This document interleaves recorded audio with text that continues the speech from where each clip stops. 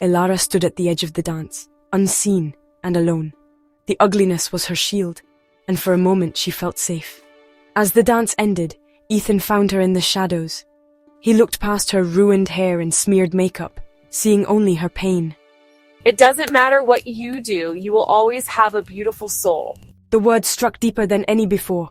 Coldness spread from her core, hollowing her out. Elara tried to scream, but no sound came. Her eyes went wide, then blank. She was still standing, still breathing, but Elara was gone. All that remained was a hollow shell, rotting from the inside out. The curse had claimed everything. The school dance loomed, a night of compliments and danger. Elara pretended to be sick, hiding from the world and her mother's hopeful eyes. Alone in her room, a wild idea took root. What if she destroyed her own beauty? She cut her golden hair into jagged clumps, smeared dark circles under her eyes, pinched her cheeks red.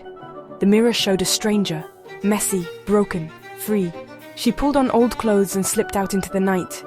In the shadows outside the dance, she watched the world she'd left behind.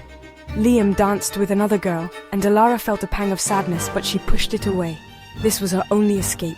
She was no longer beautiful. No one would compliment her now. The curse would have nothing left to feed on. She waited, hoping for freedom, but freedom felt cold and empty. School became a nightmare of whispers and praise that burned like acid. I love your sweater. The fabric itched against her rotting skin. You're so smart. A headache pounded behind her eyes. The curse grew, feeding on any kindness. Elara pushed everyone away, terrified of what praise might destroy next. She ate lunch alone, walked home in shadows, and catalogued her decay in the mirror. The grey in her eyes spread, her tooth darkened, her skin flaked. A sweet, rotten smell clung to her. She overheard girls whisper, "She looks sick. She used to be so pretty." For the first time, their words weren't praise. Instead of pain, Elara felt relief. Maybe if people thought she was ugly, the curse would stop. Hope flickered, a desperate, twisted hope. She clung to it, wishing for ugliness to save her, but the fear never left. Elara changed.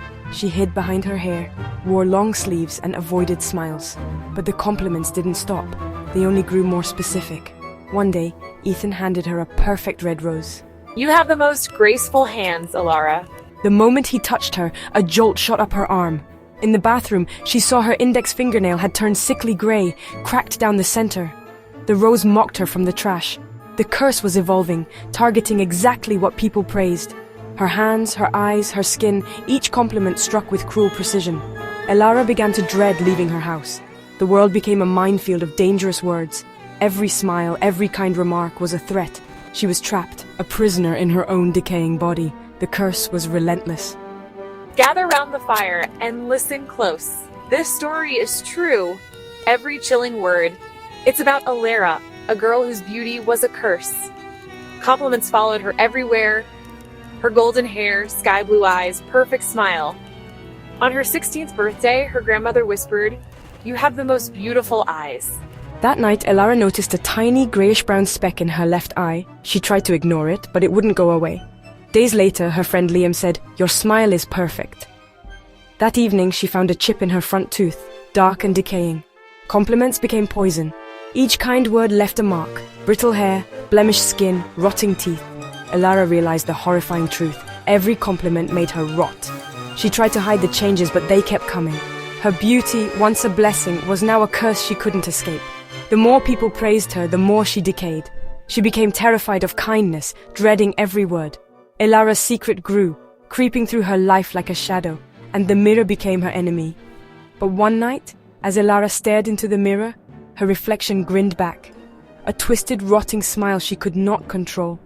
Her flesh began to peel and rot, chunks falling away as she screamed, but no one heard her cries. The darkness in the mirror oozed out, crawling across the floor, hungry for more beauty to devour. By morning, Elara was gone. All that remained was a withered, rotten rose on her pillow. So next time you pay someone a compliment, beware. Some curses feed on kindness, and sometimes the most beautiful faces hide the most horrifying secrets.